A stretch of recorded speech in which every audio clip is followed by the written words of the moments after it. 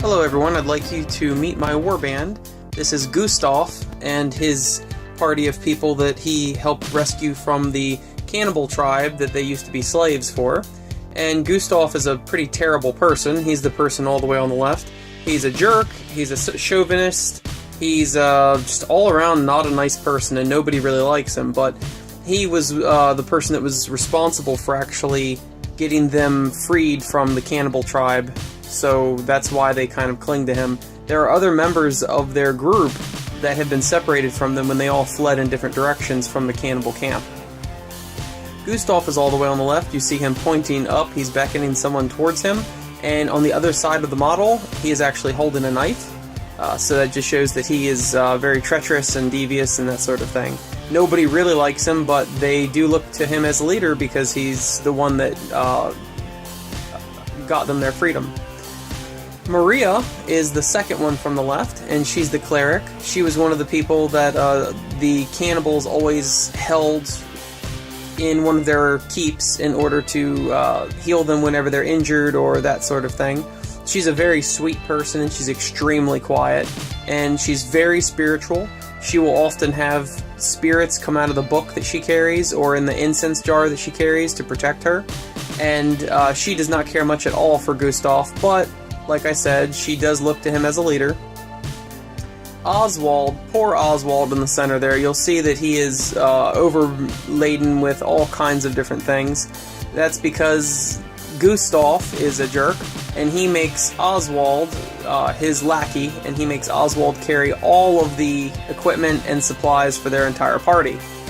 And Oswald, previously at the cannibal tribe, he was one of the people they like to rough up and throw around, and he just basically is a bit of a dunce, but he's a very nice person, and he's terrified to be on his own in this land of Ishtar, so he sees Gustav as a strong person, and he kind of wants to, you know, be protected by Gustav. So you'll see that he's carrying an axe and a shield and a chicken and a book and a canteen and a bedroll and a lamp and a bow and arrow and all kinds of stuff that nobody else wanted to carry, and nobody is tough enough to stand up to Gustav and say, hey, quit picking on Oswald. Next to Oswald, the fourth one from the left is Aern, A-E-R-N, and she's an elf type person. You'll see that she has an axe. She also has a bow and arrow. She usually uses the bow and arrow. She would often hunt for the cannibal tribe and hunt down people.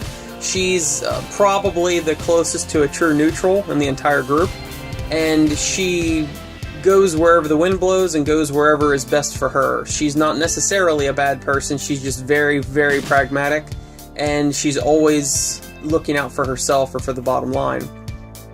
She completely despises Gustav, but once again, he's a strong figure, and she figures, well, there's safety in numbers, and she's better off with him than without him. And lastly in this group is Presh. Her full name is Preshlum, and she was one of the barmaids at the tavern. Her husband, Hank, who hopefully when we find him later on in the campaign, he'll join the party. Her husband, Hank, was the bartender, and she was the barmaid for the cannibal town.